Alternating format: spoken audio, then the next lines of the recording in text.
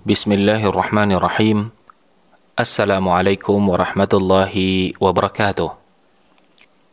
Pemirsa Ma'rifatul Islam dimanapun Anda berada, Alhamdulillah pemirsa dapat berjumpa lagi dengan Ma'rifatul Islam yang kembali akan menyajikan kepada para pemirsa informasi tentang hukum-hukum fikih yang ringkas, praktis, yang dapat dipertanggungjawabkan sesuai dengan dalil Al-Quran dan sunnah Rasulullah sallallahu alaihi wasallam. Para pemirsa Ma'rifatul Islam, sedikit kita membahas tentang menyikapi perbedaan para ulama dalam berpendapat. Terkadang kita kurang dididik menghargai pendapat ulama yang bisa ditolerir. Akhirnya membuat kita saling bermusuhan, saling mencap sesat, saling menjauh, dan merasa dialah yang benar dari yang lain. Ini yang kita rasakan saat ini. Lain halnya kalau berbeda dalam hal yang telah disepakati atau dalil yang sudah tegas. Di sini jelas kita bisa ngotot dengan pendapat kita, namun tetap juga mendahulukan akhlak yang mulia tatkala menyampaikan. Itulah terkadang kita agak kurang sreg jika berbicara ilmu di hadapan para ikhwan yang sudah lama mengaji. Terkadang lebih tenang jika kita menyampaikan ilmu kepada orang yang awam. Orang awam sepertinya lebih simpati dan lebih antusias dalam ilmu dibanding kalangan ikhwan yang terlihat kadang suka berdebat dan sedikit arogan. Mari kita belajar untuk menghargai pendapat dalam hal yang memang bisa ditolerir. Sebagaimana kita pun mentolerir terhadap orang yang berbeda pendapat dalam hal menggerakkan jari atau tidak ketika saat tasyahud, duduk tawarru atau iftirash. Maka dalam masalah yang lain adalah hasil ijtihad ulama. Maka pintar-pintar kita menghargai khilaf ataupun perbedaan. Bagaimana tentang pemilu, hal coblos atau memberikan suara dalam pemilu? Semua ulama ahlu sunnah sepakat batil dan rusaknya sistem demokrasi. Namun dalam masalah mencoblos pemilu, mereka menyikapi lain. Sebagian melarang ikut pemilu, sebagiannya membolehkan. Menimbang adanya maslahat jika kaum muslimin memberikan suara. Sebagian ulama bahkan mewajibkannya.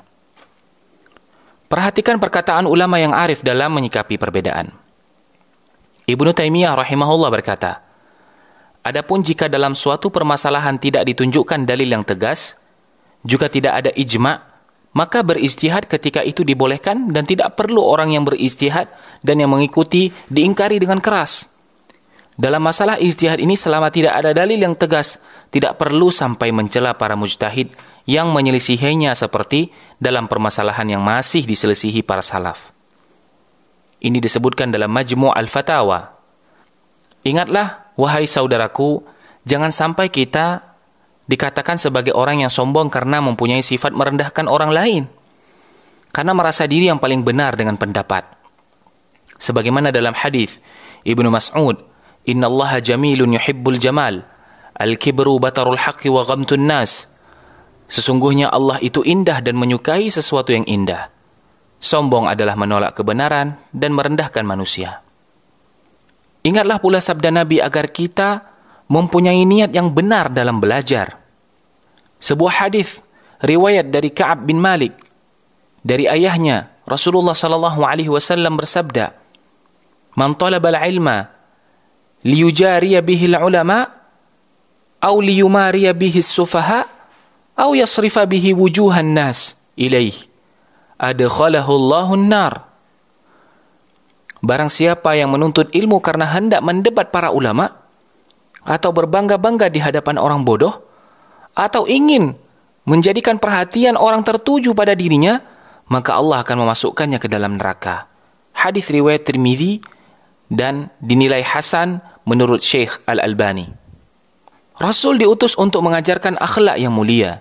Innama bu'ithtu liutammima salihal akhlak. Hadis riwayat Ahmad yang sahih, yang artinya sesungguhnya, kata Nabi, aku diutus untuk menyempurnakan baiknya akhlak manusia. Bahkan Rasul pun meminta agar diberikan akhlak yang mulia. Beliau berdoa, Allahumma hdini li ahsanil akhlaq, la yahdi li ahsaniha illa anta. Ya Allah, tunjukilah kepadaku akhlak yang baik. Tidak ada yang dapat menunjuki pada baiknya akhlak tersebut kecuali Engkau. Terkadang banyak orang yang mengaku pengikut salaf, namun akhlaknya jauh dari tuntunan salaf. Padahal akhlak yang mulia dibarengi dengan takwa paling mudah membuat kita masuk surga. Abu Hurairah radhiyallahu taala anhu pernah berkata, Su'ila Rasulullah sallallahu alaihi wasallam an aktsari ma yudkhilun nas al-jannah, faqala taqwallah wa husnul khuluq. Wa su'ila an aktsari ma yudkhilun nas an-nar, faqala al-fam wal farj.